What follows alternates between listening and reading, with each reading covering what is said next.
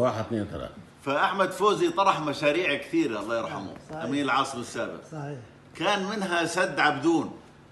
مظبوط.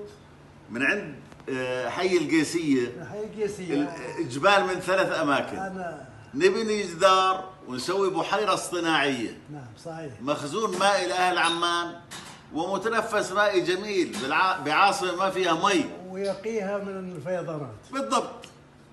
ومن العاصمة بعد أحمد فوزي مع الأسف غضوا النظر عن المشروع. سألت أحدهم. نعم. نعم. ليش غضيتوا عن المشروع؟ قال شو بضمن لي الجدار انه ما ينهار وتغرق عمان؟ طيب ليش في بلاد الناس ما بنهار؟ ما تنهار. مش هيك؟ صحيح. انت من جزء من مؤيدين هالسد عبدون. انا من مؤيدين، وبعدين حتى ذكرته بعدين يعني نعم.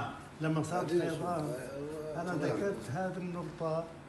أنا خدمت في الأمانة. نعم. كنت مطلع على المشروع. مطلع. شكرا. صح. طيب أنا خدمت في الأمانة من سنة ال 71 نعم لل 75. كنت رئيس قسم الطرق ومدير أشغال الأمانة. كان المرحوم عمي سليمان نزال مسؤول المالي. مسؤول المالي. أبو داوود.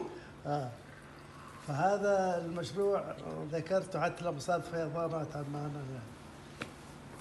ذكرته قلت انه هذا كان في مشروع بهذا الاساس عند حي القيسيه اللي انت ذكرته.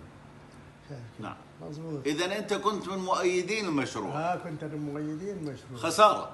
كيف؟ خساره. وفي انا حاليا بديني حل ثاني هسه بس ما بعرف. يا ريت تكتب لنا اياه. يا ريت تكتب لنا اياه.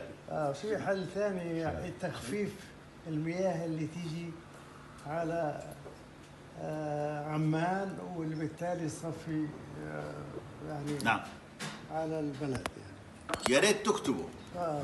في حل ثاني اخر اللي يخفف تقريبا نص او ثلث المياه اللي تخش على عمان، لانه كله بروح تبخير. فهذا الحل انا فني بحكي يعني بكون شاكر اذا بتكتب لنا اياه. شكرا سيدي. شكرا.